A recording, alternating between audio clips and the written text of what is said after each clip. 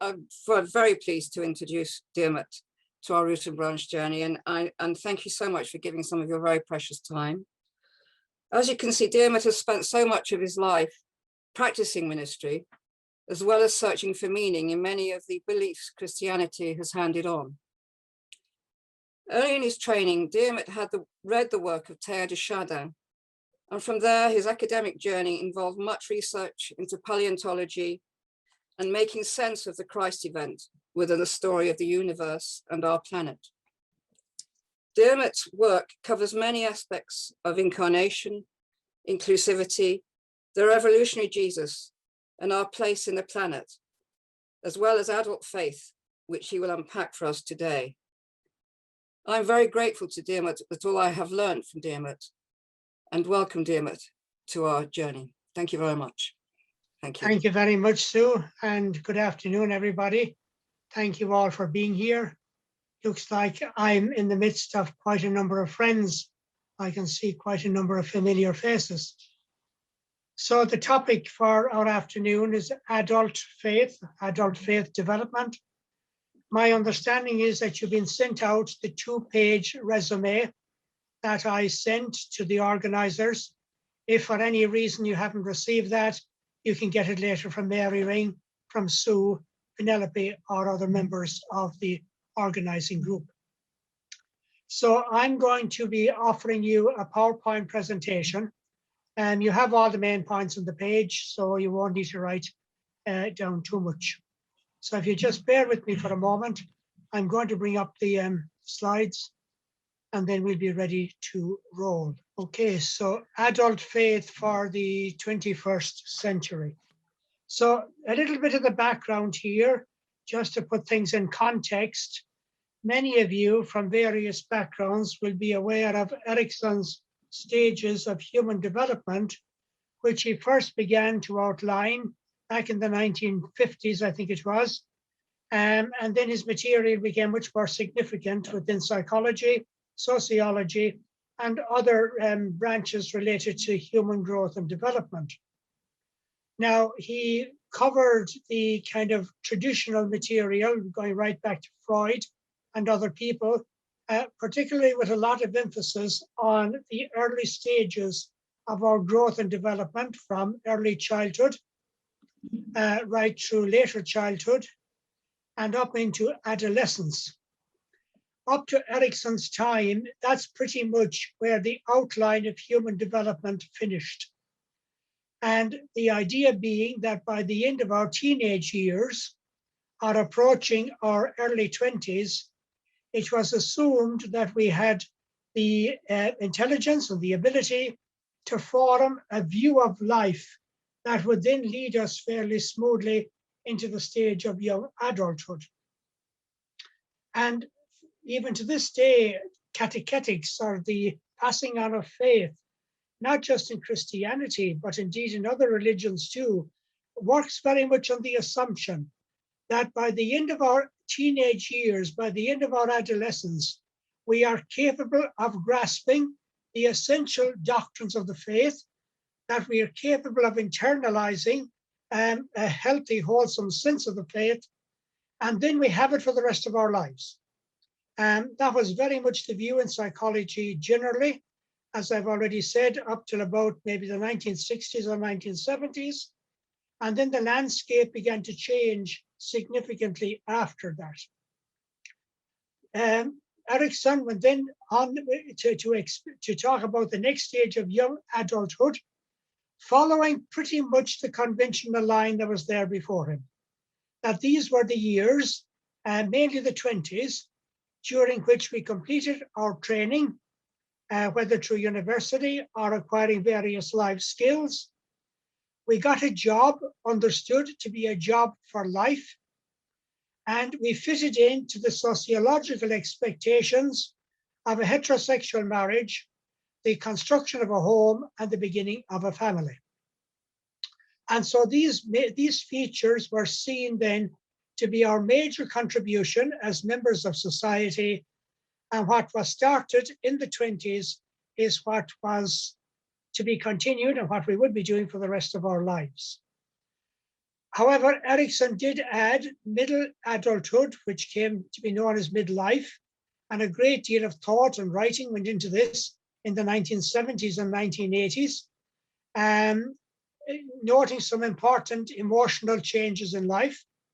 And then finally, the maturity stage, which he called ego integrity versus the sin of despair. In other words, growing more wholesome into our older years. So middle adulthood here approximately meant from 35 to 55, maybe up to 60. And then what he was calling maturity was between 60 and 70 was pretty much seen as a general guideline for the end of the lifespan. Now, in the 1970s, this gentleman called James Fowler, an American psychologist, picked up the work of Erickson and a number of other scholars and began looking at life stages in terms of our faith development. This was quite a new revolutionary approach. And although some fields of catechetics were already looking at it, not in the same detail as he began to outline. Initially, although it hit headlines, people wouldn't take it too seriously because the samples upon which he was building his theory were quite limited, in fact, and were confined mainly to the United States of America. However, his research has been revisited and recalibrated by a range of other people over the years, and not always agreeing with him, but certainly creating a clearer package on what he had in mind. So he very much honored the Ericksonian approach of the young stages, what he called the primal, the intuitive, and the mythic. And this is the development taking place approximately up to the ages of 12 or 13, acknowledging that the patterns set in our lives in those very early years are pretty crucial for our later life stages. And basically, there are three things here. There's the sense of a secure environment in the child, in the young person, feeling secure, a deep sense of trust, and basic life skills to enable us to communicate and relate with the wider world, initially through our home, through other children, and then as we move into the school realms, through various peer groups. And it could still be the case today in developmental psychology generally, that if we don't have something of that basic security and that basic sense of trust in the goodness of the world and those early years, then the search for security and trust can haunt us for the rest of our lives. So to that extent, Fowler was reinforcing pretty much the understandings that were there before him. Now, from there on, however, things begin to change. And for Fowler, the important thing about adolescence is the capacity for rebellion.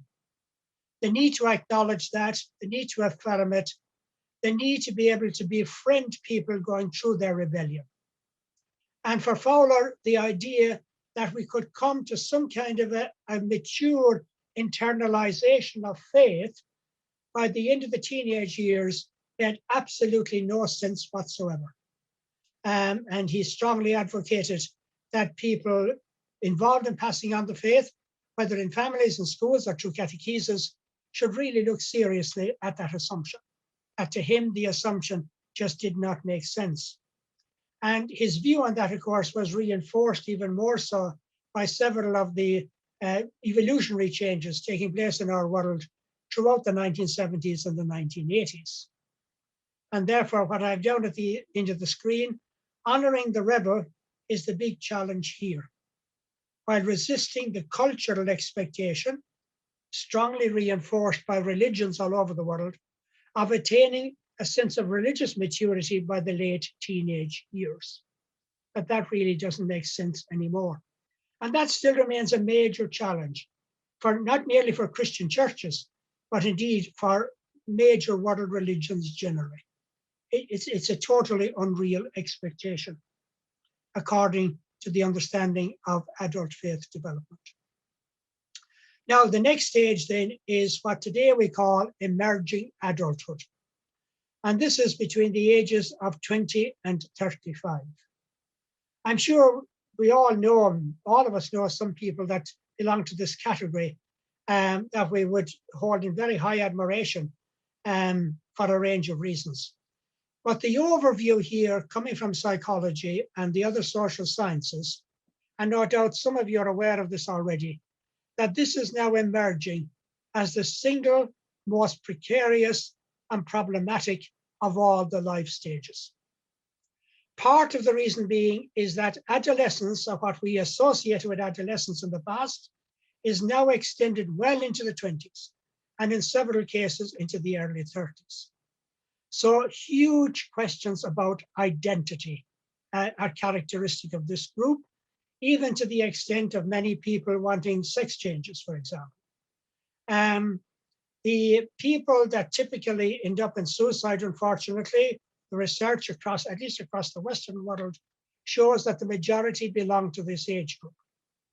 And nearly all the people who joined ISIS belong to this age group. And I'm told that the majority of people following Donald Trump belong to this age group. And it's a highly problematic one for a range of reasons, and I'm just going to highlight 3 of them. Number 1 is the impact of social media, that these people buy into very readily and very easily, and many of them, like indeed many of the rest of us, have not been given the education or the skills to handle social media in a responsible and creative way. Now, having said that, they do handle it in a creative way in several cases. But what they're not aware of is perhaps they're buying into a world of mass information.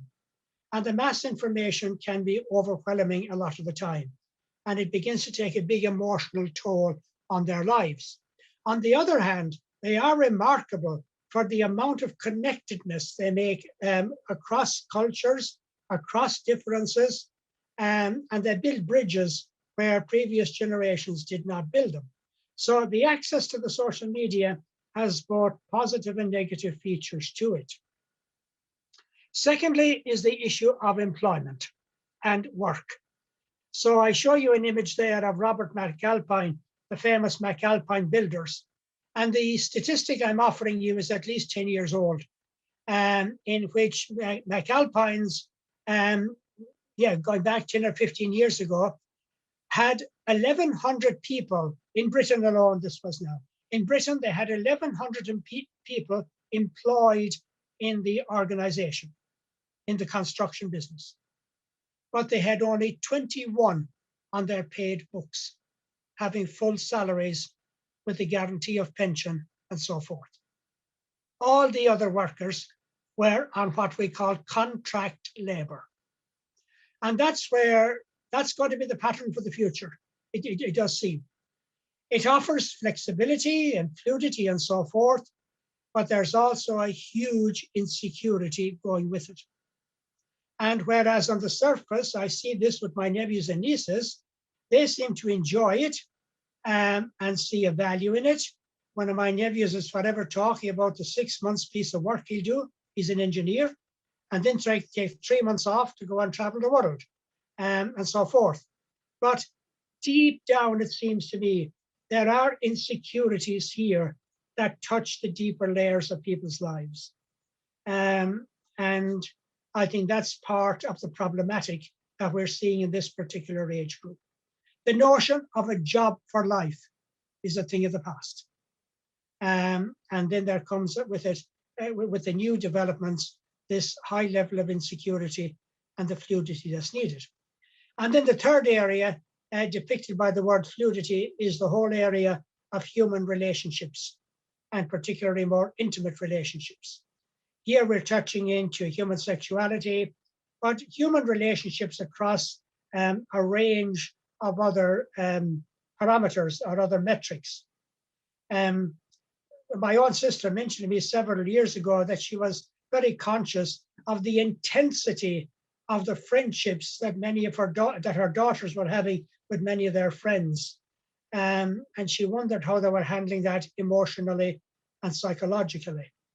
So once again, the expectations here are the difficulty in trying to get it right, the vast exploration that goes on, the misunderstandings even that can still be around issues of sexual identity and so forth, the emphasis today on gendering, all these features are a major part of the issues that this age group goes through.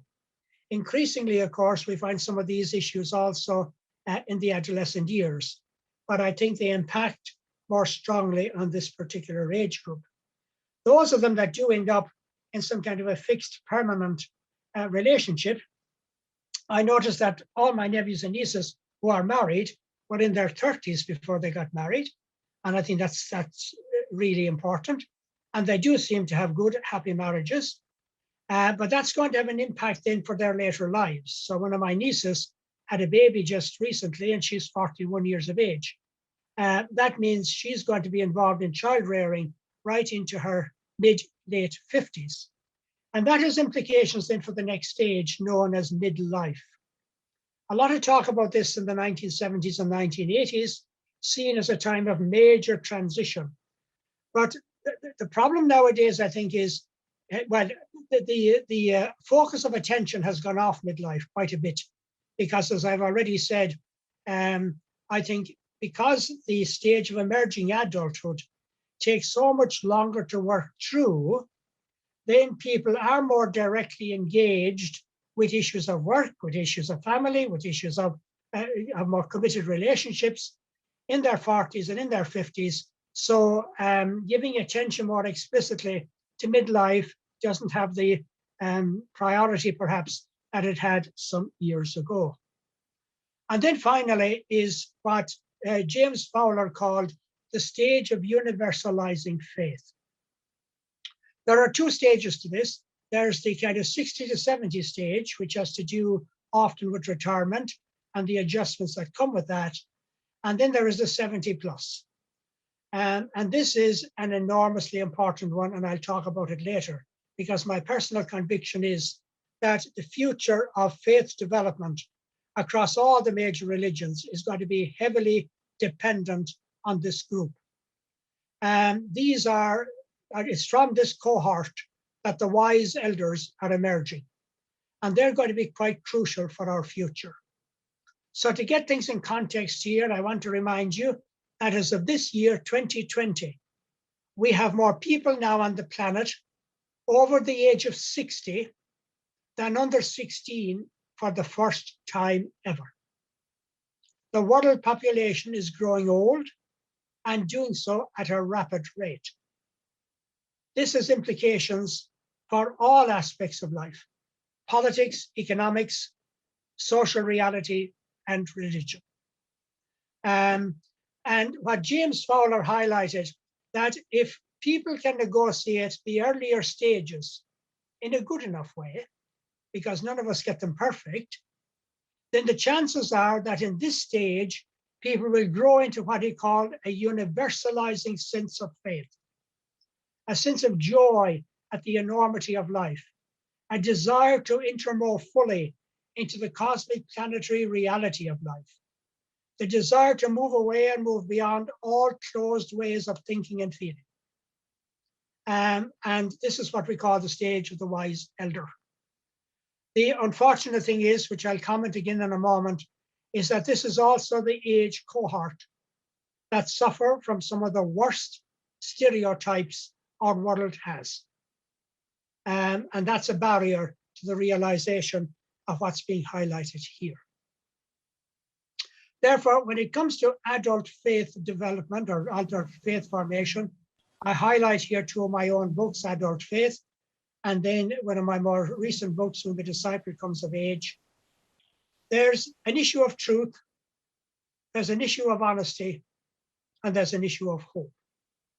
And the truth is something about how do we, in the language of Vatican II, how do we read the signs of the times of what's happening in our world today? How do we do so with openness and honesty? And how do we embrace that and try to integrate it into the challenges of our faith, whether as a Christian people or people of other denominations and backgrounds? So the issue of longevity, as I've already indicated, is quite a serious one for our time. And therefore, I feel we have to rethink the role and the emphasis we put on trying to communicate the faith to young people. The need to shift the religious focus from the younger years onto the older years. Now, that's not to say that we neglect or in any way undermine the need for our young people to have some spiritual and religious meaning in their lives, but it's how we go about doing it and the amount of resources that we invest in doing it, which to my mind at the moment are not really productive. I think we all know excellent religious programs in schools, in parishes and elsewhere, up to the late teenage years, but we don't see those same people in church. We don't see them following a religion. They've moved elsewhere. And therefore, my suggestion is that we need to shift the emphasis elsewhere.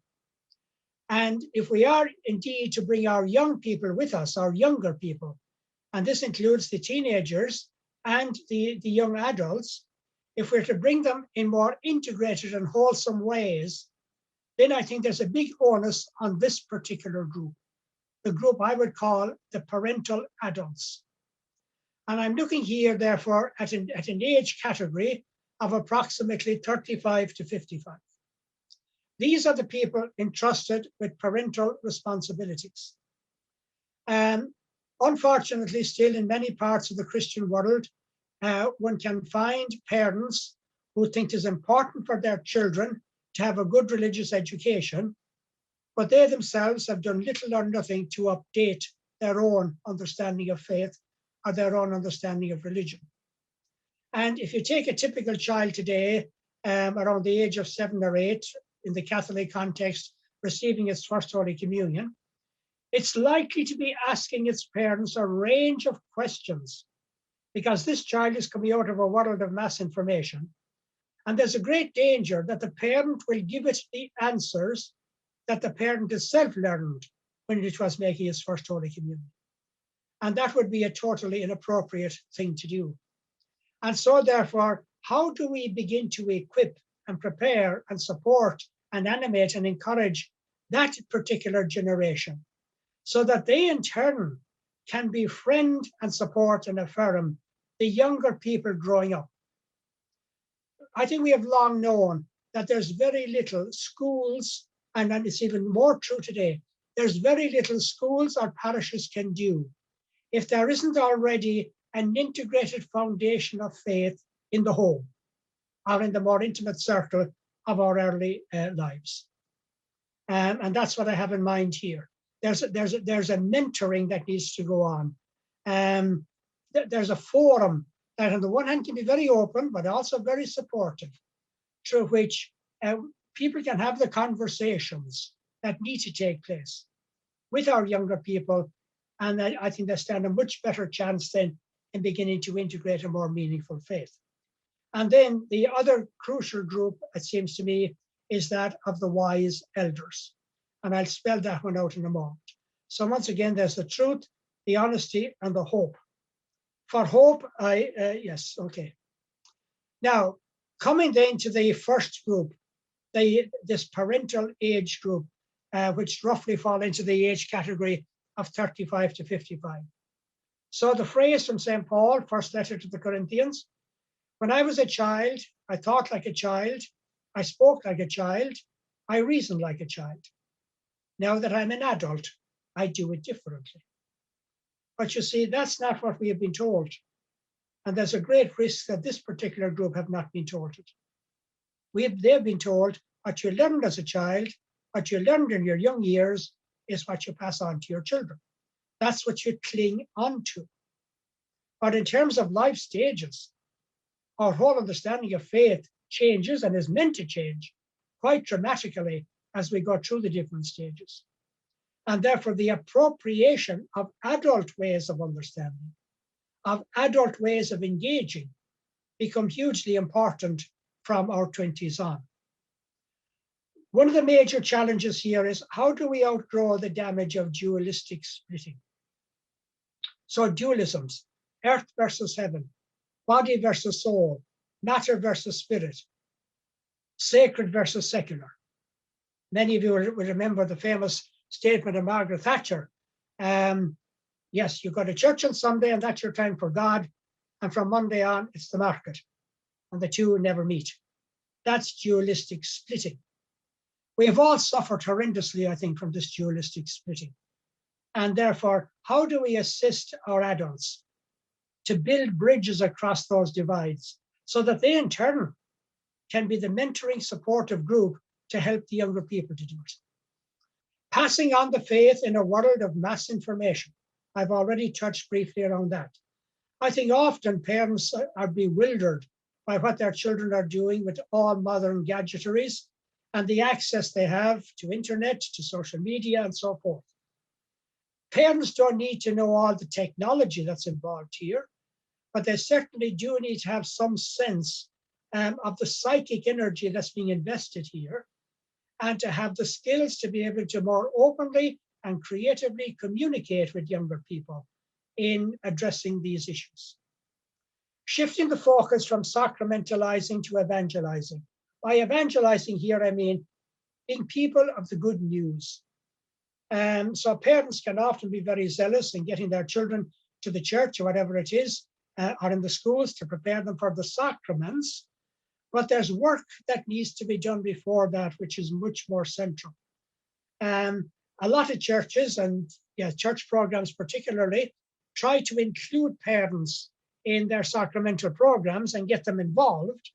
I often feel that that's a bit unreal, because if you can imagine both parents working, which they often have to do these days to pay off mortgages and so forth, they come home in the evening, maybe they're quite tired after their day's work, have to attend to the needs of their children, have to attend to their evening meal and so forth.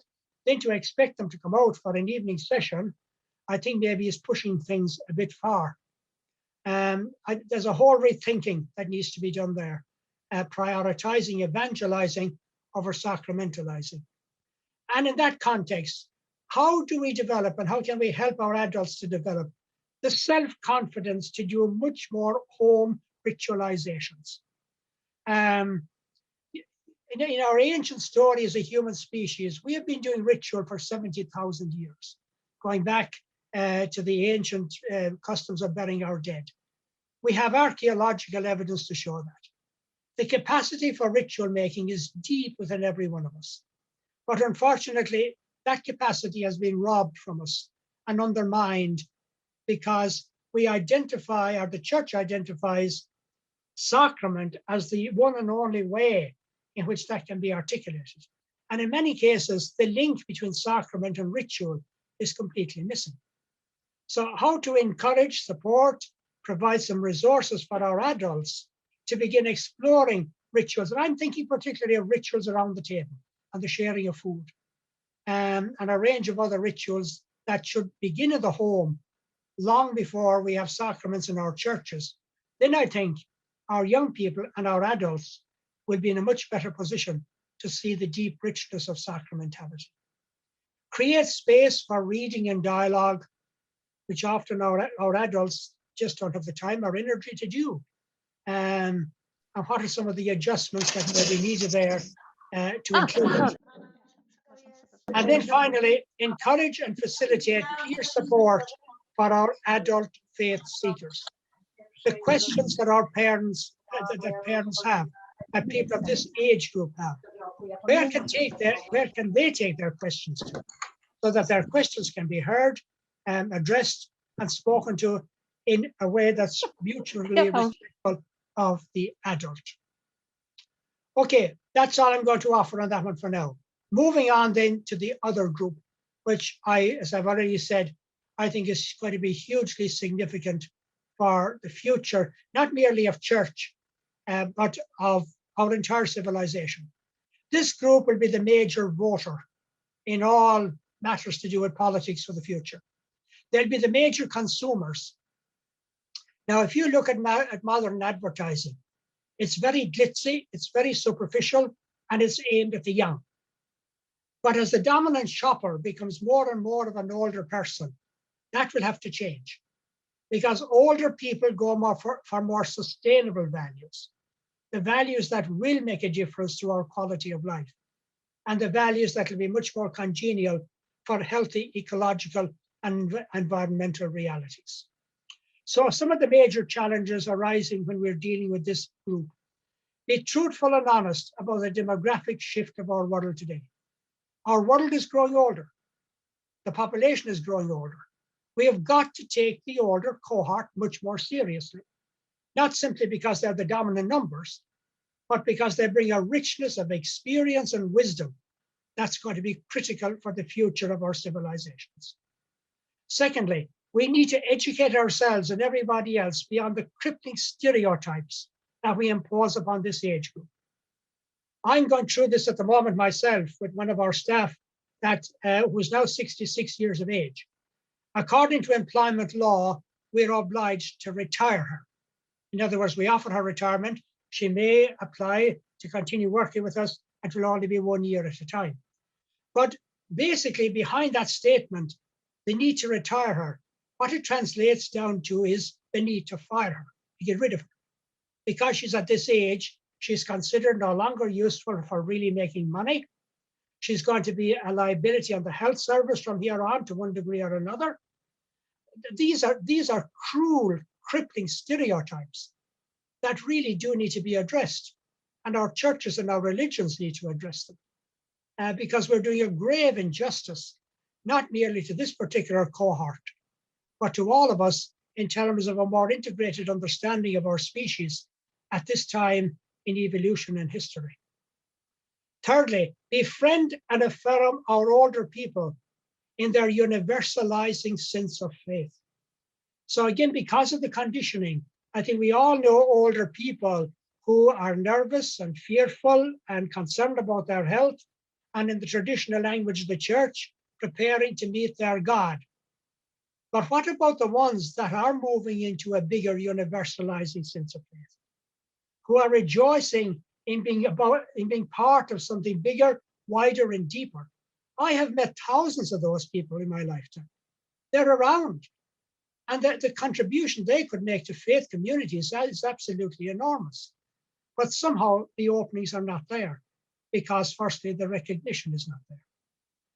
Fourthly, keep the faith agenda ecumenical and spiritually eclectic, because that's where these people move towards. This is where the wise elders, that's the direction they take. And then finally, how do we create forums and structures that prioritize the wisdom of our elders? I think these are major questions, not just for our churches, not just for our religions, but for our entire cultures. But obviously in the context of today's work, we're looking at it from within the context of church and within the context of formal religion. So therefore, some of these strategies that work well for wise elders: informed reading, and usually they find the need to come together to do that in small groups. Critical reflection, and the openness on the part of the rest of us to listen to their deep questions. Storytelling, which of course is an integral part of all the great religions, the parables in the case of our Christian faith. Dialogical exploration, which is very similar to storytelling, but using the methodology and the skills of dialogue. Mutual co-learning, how we learn together by sharing our stories, by sharing our wisdom, by honoring our experience. Sometimes the need to provide safe spaces so that the vulnerability of our struggles can be heard and talked about and shared. And then finally, ritualizing organic faith. So above and beyond formal sacraments, many of these people have a desire to celebrate like family events or home events, or partners events, or particular celebrations, to bring dimensions of faith into them in ways other than those used by the formal church. So these are some of the strategies that I've seen working and that I know can work and will work. Therefore, moving towards the end of my presentation, and I'm not entirely sure if this is what members of the Root and Branch organization expected of me in this session, but hopefully what I'm saying can at least be considered and included. So firstly, that third element of hope. I like this quotation from Václav Havel, the one-time president of the Czech Republic. Hope is not the conviction that something will turn out well, which is in a sense that kind of mindset behind, let's make sure they have a solid grounding in the faith by the end of their teenage years, and then all will turn out well. We know that doesn't happen anymore. So hope is not the conviction that something will turn out well, but the certainty that something makes sense, regardless of how it turns out. And therefore, I think a major part of the discernment for our time, I'm introducing the word discernment now. What is the Spirit asking of us? Where is the Spirit in this gentrification, this growing old of the human species? How do we hear and respond to the Spirit in that regards? How do we make sense of the many turbulent, some disturbing, but all creative movements happening in our world today? Making sense of things is what helps to give hope. That's the big difference between the false utopia and real hope. So genuine hope rather than false utopias. Trying to make sense and creating the conditions for that deeper dialogue and that deeper trust through which we can hear out people's stories, including all the life stages. But as I've already said, I'm concerned particularly with the two that I'm highlighting. If our discernment is to generate hope, it must embrace truth and honesty. Can we be honest and can we be truthful about the complex evolutionary world in which we're now living? I'm not saying that everything in this complex world of ours is of God or of the Spirit, but the chances are that the Spirit is doing something in and through these mass movements of our time. Let me remind you that in the book of Genesis, the work of the Spirit begins with dealing with the chaos, not having everything nice and neat and orderly, beginning with the creativity of the chaos. And that's an important insight, I think, to help us to engage more deeply with a lot of the challenging aspects of our world today. Take, for instance, the COVID-19 issue. I support, too, the whole notion of vaccines and the contribution they can make to bringing our lives back into some kind of a meaningful context again. But the vaccines are addressing symptoms only. They're not raising the questions, what caused this virus in the first place? And about 150 scientific papers in the past year are answering that question. It has something to do with the way we abuse and exploit other life forms. In this case, the bats, we think, in the Wuhan markets of China, whereby through a thing called zoonotic spillover, the virus breaks out in these creatures, they carry it all their lives, and there's no problem until we interfere. It's spread onto animals and eventually onto us. If we as a species are not addressing that issue in terms of making sense, then it's a matter of a few years till we have more major, in fact, all the major viruses of the past 30 to 50 years have that zoonotic spillover connection. So I'm using that as an example for the greater truth and the deeper honesty into which I'm inviting us. Thirdly, our discernment is more about future prospects than clinging on to past certainties, honoring the evolutionary movements of our time. Now, this word discernment its basic meaning is listening more deeply to what the Spirit of God is invoking and provoking and inviting us to engage with. And that listening is personal, it's interpersonal. For a long time, it was considered to be a specialization of particular people trained as spiritual directors out of the clergy themselves or the leadership of our churches. But today it's a gift, it's an endowment that's there for all of us. and we all need to employ it and enter more deeply into it if we're to respond more meaningfully to this complex world of which we're now a part. A crucial discerning question: whose will are we attending to? God's or ours? Now, this is more traditional Christian language. So in other words, this inherited idea that our young people can have their clear understanding of faith by the late teens, and building catechetical or ecclesiastical structures around that, that's doing our will, not necessarily God's will. So, and this is where the deeper issues of discernment begin to enter in. I would suggest that God's will for our time is to attend more directly to the adult groups, and particularly the two that I have been speaking about. And then finally, in the evolutionary context of the 21st century, loyalty to the church is no guarantee of fidelity to God's will for our world. This is part of the tension, even in Vatican II, between Lumen Gentium, the document of the church, and Gaudium et Spes, the constitution of the church in the modern world. And of course, Gaudium et Spes has never really been fully honored in the recent decades of our church, because it points more towards our role in the world, where we're called to serve the new reign of God with a mission of empowerment that often gets hindered and blocked by the preoccupation with power that's associated more with our ecclesiastical structures. Now, in that number 5, there's a whole range of other major issues that require greater time to unpack, and which I'm not going to do right now. So, moving to the end of my presentation, I offer you this quotation.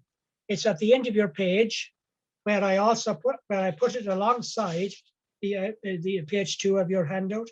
I put it alongside the quotation from St. Paul. When I was a child, I thought like a child, I reasoned like a child. Now that I'm an adult, I've left aside childish ways. And this quotation: the mission of faith is no longer to convert, it is to transform the world so that every life will have a better chance to live fully and thus to commune with the source of life.